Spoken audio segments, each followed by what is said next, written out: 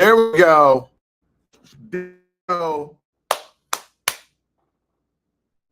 Yep, I'm in New York City right now. I'm in New York City, got a big show at the Gramercy in New York City. Can you guys see me?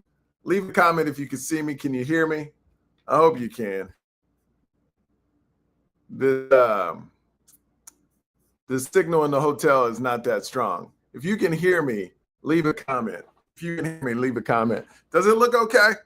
I'm in New York City in this God forbidden hotel right now. I booked this hotel and I was like, this is going to be all right. Because I try to go cheaper on the hotels. And then remember, I got to do a podcast and I need good quality. New York City. And I need this. I forgot that I was going to do this podcast. And I was like, I didn't forget. I was like, I need internet connection. I'm choppy. See, this internet connection is garbage. God dog it. See, this is what I hate, man. These cheap hotels. Internet sucks. Anyway, I'll make this quick. I will make this quick. I got a lot of questions. I keep breaking up. Hang on one second. Look, the signal may break off for a second, just a second. But if I cut off, I'm gonna come back on. Hang on one second.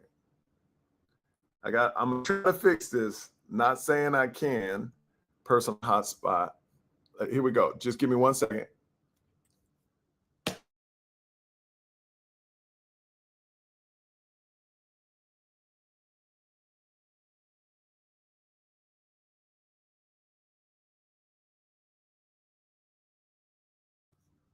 Am I back? I think I'm back now. Are we back? Is this better? Let me know in the comments, is this better? Let me know. We back? I'm sending. Let me know if this signal is better or is it the same? All right, here we go. Let's do this quick because the signal is trash. All right. Okay, you're back. Here we go. Let me do this for you. I'm getting a lot of questions from a lot of Canes fans. All right. I want to throw out, get you some questions going. All right. First question I got was from, where is he? Guy named Cane Train 305. Do you think, as a Canes fan, should I start booking my hotel for the ACC championship, or am I setting myself up for heartbreak? Now, we got to remember, this is only the third game of the year. Only third. We're going into the fourth game of the year. But right now, and you know me, you listen to this podcast, I don't care about the narratives you hear on TV, because those same narratives you heard on TV at the beginning of the season said that Clemson quarterback was good, said that Clemson was going to be good, said that Arch Manning was the next Jesus of football. Because I told you before, they all have the same talking points. It's just like 24-hour news. They all say the same thing over and over and over and make you believe that. But you listen to this podcast because you don't believe that. And I told you, and I hate to be that dude to say I told you, but I told you Clemson wasn't going to be that good. I still think, fraud alert, hold on. Let me give you the fraud alert. I gave it to you last time. They still on it. Fraud alert. Fraud alert, fraud alert. I'm telling you, fraud alert right there. Fraud alert. Just wait. It's going to unravel for these teams. I'm telling you this. LSU, I see at the top of the board. LSU ain't beat nobody. Tell me, please leave in the comments who LSU beat. I'll wait. But they number 2 or 3. And to have Florida State, for Florida State to be ranked in the top 10 is disgraceful. Who'd they beat? Alabama, a team that's going to lose 4 or 5 games this year? All right. What are your thoughts on the dream scenario, yo? If everything works out, G-Tech and ACC, Oregon and quarters, UGA and semis, OSU and the Natty. Storylines would be insane. Oregon and Cristobal going against Lanning would be amazing. G-Tech, revenge. I mean, if that happened, you talk about the revenge tour. That is everything. I mean, OSU, 2000. That's payback. Like, it's a payback tour. That 818 Calicut, that would be a payback tour.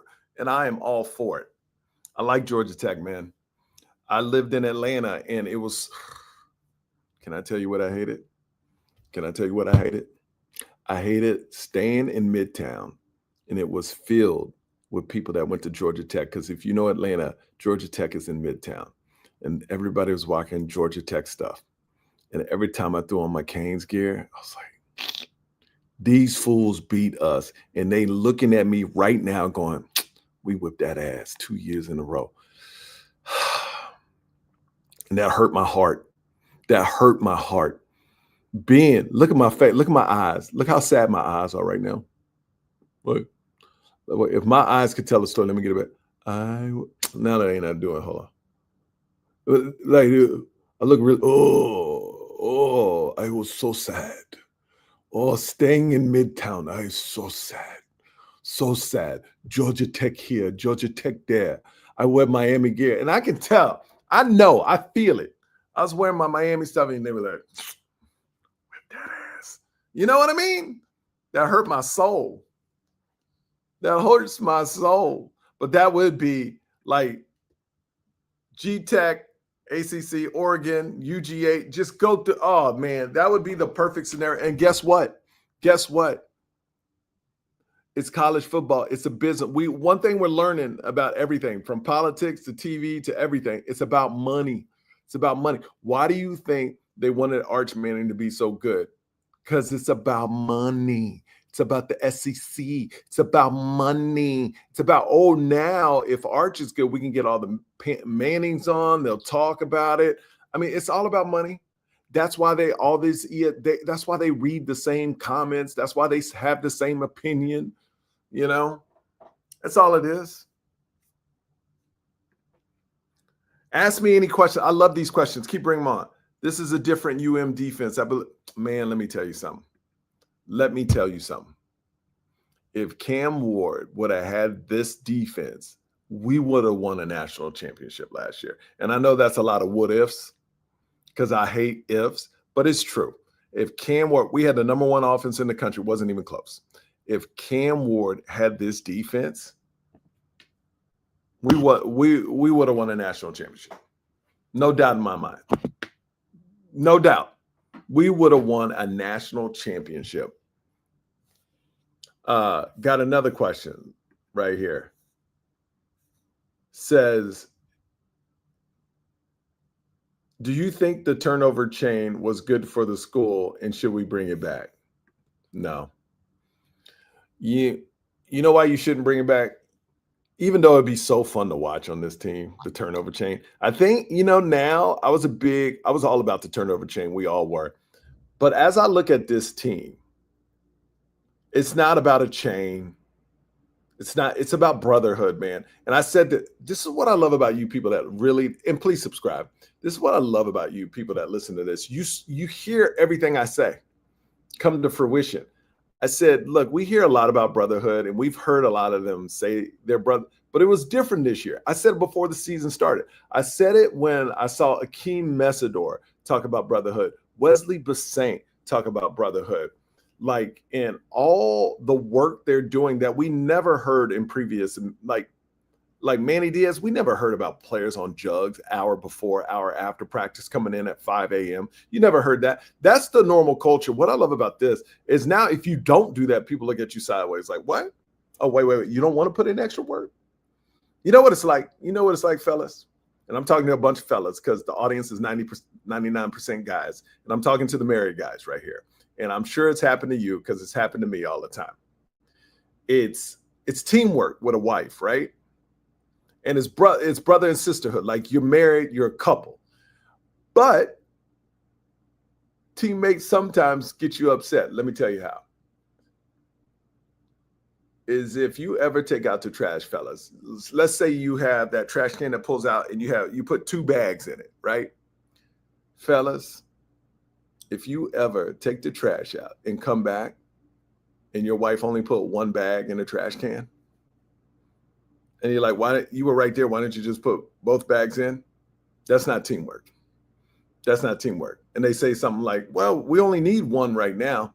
That's the attitude of the Manning Diaz administration. That's the attitude of the administrations before. It's like, no, this is all we need right now. So let's just do this. Where this year's Miami team, you take the trash out. They got 2 bags. They filled both trash cans with a liner, and they got a box of trash bags in the corner waiting for the next time you take the trash out. You know what I'm saying? I love my little analogies, but that's brotherhood. That's teamwork right there. And I know I look like Lionel Richie. Nobody needs to make jokes about me looking like Lionel Richie. Okay, here we go. When we beat UF, you know what? You're right, number 1 Kane. And like I said, it's been why Florida State. And I said it's a disgrace. Florida State is number 7, but I know why Florida State is number 7. Because they won a top 10 matchup. And let's be honest, when the Canes win this week, and nobody, mark my words, number 1 Kane and everybody watching, no matter if Florida State wins convincingly or not, they will remain in the top 10. I don't even know who Florida State playing because they don't play real teams. But if Florida State beat whatever team leave the link, what team they're playing. If Florida, that's what I call them, Florida. If Florida State even wins by a field goal, last second field goal over whoever they playing, they will still be ranked in the top 10. And what they play Kent State. No, they don't. Are you serious? They playing Kent State. Lord, Florida State can play so bad, win by a last second field goal against Kent State. They will, mark my words. Mark my words when I'm saying this. You ready for this? It's about money, right? It's about money. Let's say Oregon. Hold on, let me write this down. Who's in the top 5 right now? Somebody leave it. We got Ohio State number 1, right? You got who we got in the top 10? Top 5. You got Ohio State. I think Oregon's in there. Hold on. Who we got in the top 5? OSU. Yeah, I got OSU, Oregon, Penn State. Okay. Us. Who's who? LSU. Okay. So no particular order. Let's say any of these teams in the top 5 still win. They win, right? Let me tell you how it's all. Mark my words. Bookmark this. Bookmark this. At what time are we in the podcast? 13 minutes and 21 seconds. Come back to this. If anybody but Miami plays bad in the top 5, and let's say Florida State blows out Kent State, if Ohio, LSU, Penn State, Oregon play bad and barely win against whoever they're playing, they will move Florida State into the top 5 to have a top 5 matchup, no matter if they deserve it or not. Because that would have meant Florida State won 4 games, 1 over Alabama, who will lose 3 to 4 to 5 games this year, and then all cupcakes. But they will move them into the top 5 if Ohio, LSU, Oregon, Penn State slips up, just to have a top 5 matchup, which we would love because we would destroy Florida State. They would go back to reality, just like USF, and then they would disappear forever to Florida State land. But on the reverse of that, this is money, this is business. If Miami barely beats Florida, fine. Miami will not move because they want Miami in the top 5. They would rather have 2 teams in the top 5. Mark my words. If one of those teams struggle this week, for 1 week, they will move Florida State up into the top 5. Does that make sense? Does that make sense to anybody? Oregon is number 6. So you got, okay. Wait, do they play Kent State or Virginia? Oh, they play Virginia next week. Okay, I got you. Now I see what you're saying. So they play Kent and then they play Virginia. All right, whatever. It don't really matter. All I know is college football wants Florida State to be top 5 when they play Miami. Trust me, mark that. It's going to happen. If they can make it happen, they will make it happen with Florida State only having one quality win. I don't know. And then the Florida State fans are so like, oh, you beat a team that's 0-2. Notre Dame lost to us and A&M. No, those two teams would steamroll. All three of those teams would steamroll Florida State. So stop talking, Florida State. Stop talking. All right. Bro. What's up, Brian McKenzie? Bro. I don't talk about players individually because I know they got parents and these are kids. But yes, you said it. It's crazy to see that. But I will make this point. Notice the quarterbacks that are struggling play for very small schools in high school. You notice that? Lagway, Manning, they didn't play for the big high school. They didn't play for the 5A, 6A schools. They played for the smaller schools where the competition wasn't as good. And no disrespect to Samson, but those were questions when Samson came in.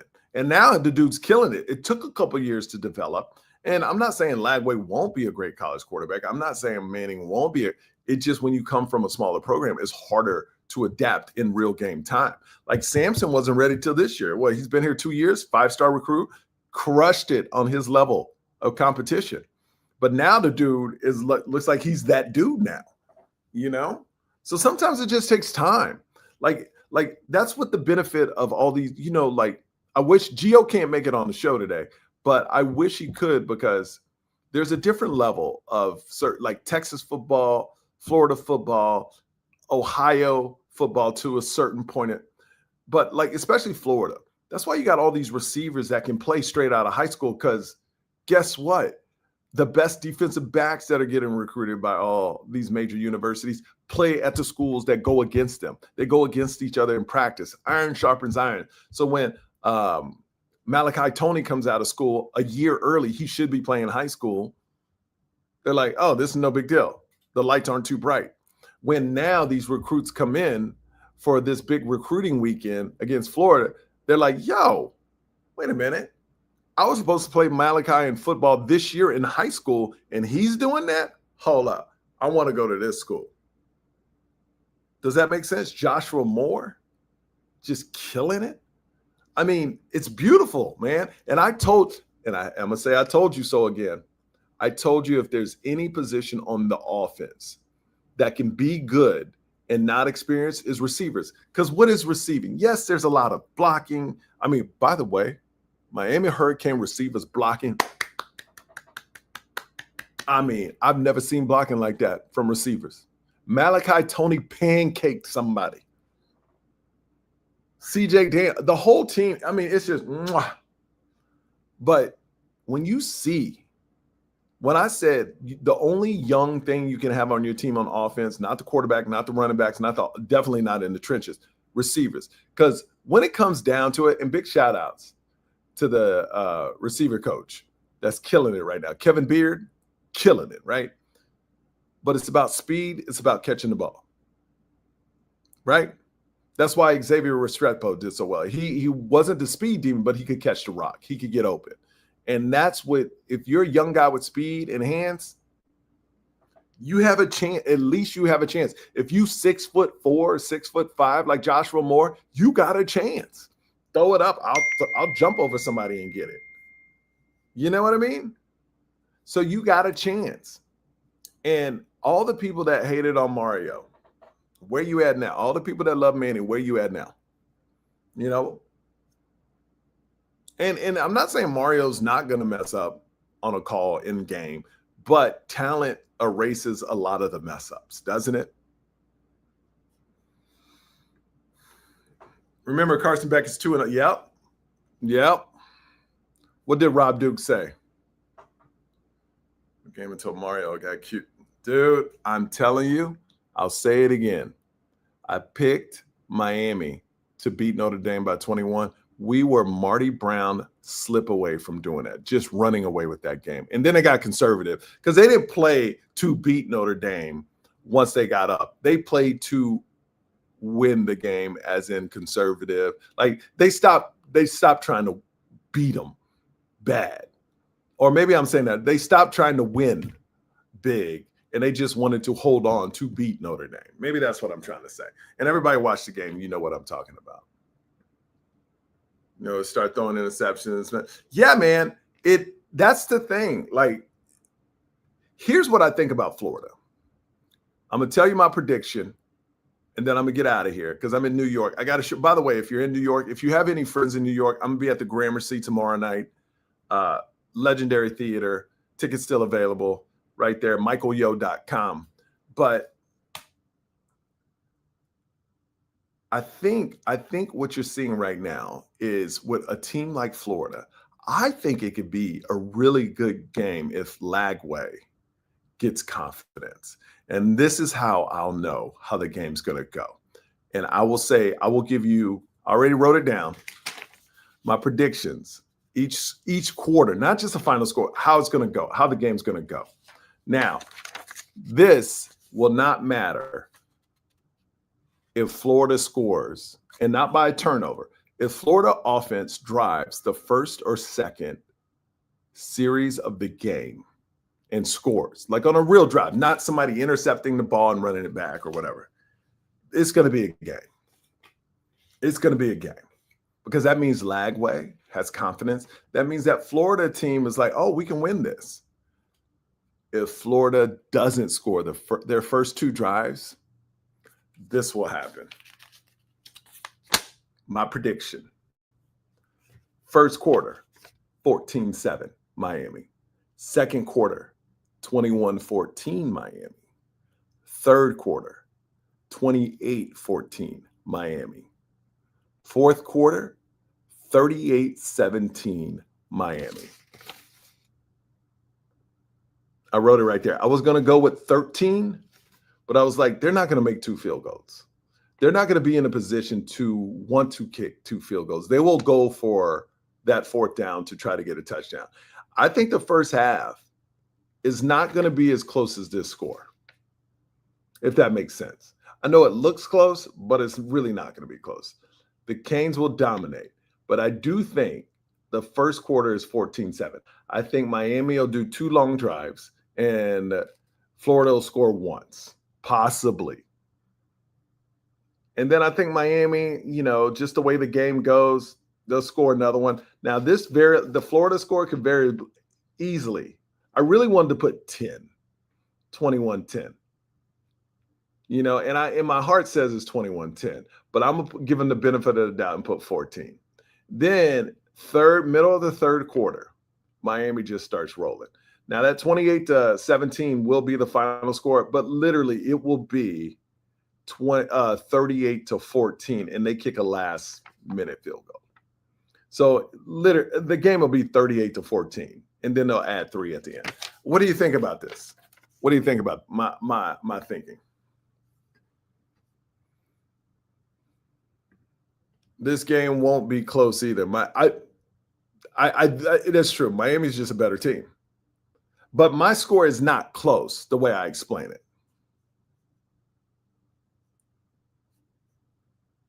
This game will be decided by, that's what I'm saying. This game will be lights out. Like if Lagway is off, oh, this is going to be a rout. This will be a USF game if Lagway is off.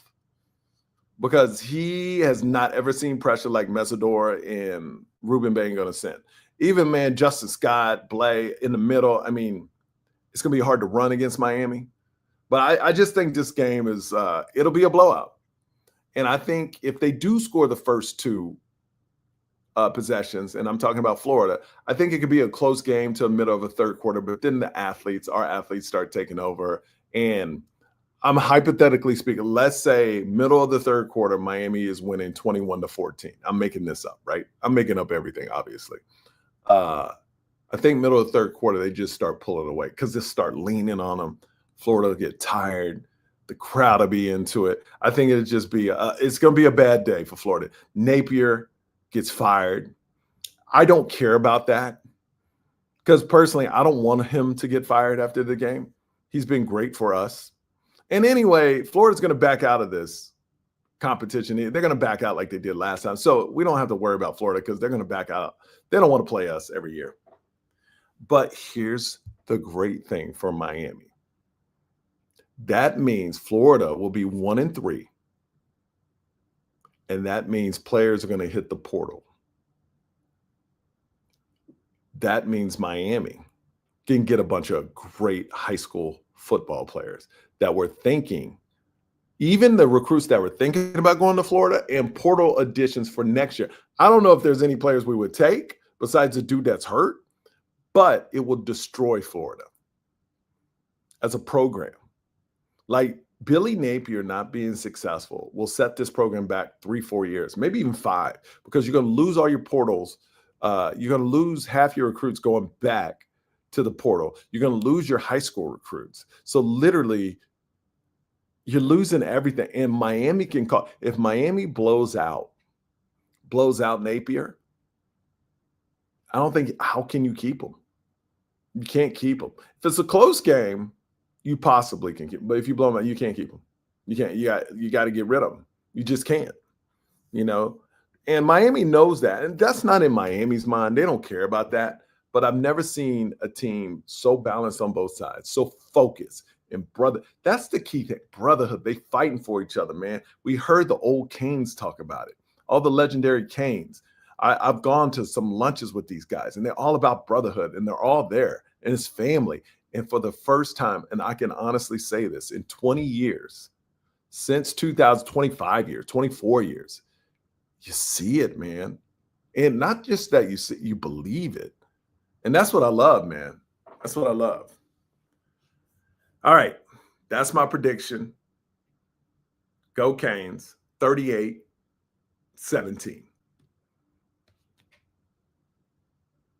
It's all about you. I love you guys. Thank you so much for listening. And please, if you get a chance, hit that button, man. Hit that subscribe button. They're saying 90-something% of my people that watch this podcast not even subscribe to it. I feel like a hooker. You're making me feel like a hooker. You just using you just using me and then throwing me away. Subscribe. Hit that subscribe button. All right. It's all about you. Have a great day. Tell someone you love them. Call your mom. Call your dad if they're still around. Call your wife. Call your kids. Tell them you love them. I love you. Go Canes. I'll be in New York watching this game in between my show. Trust me. Love you. See you next time. Later.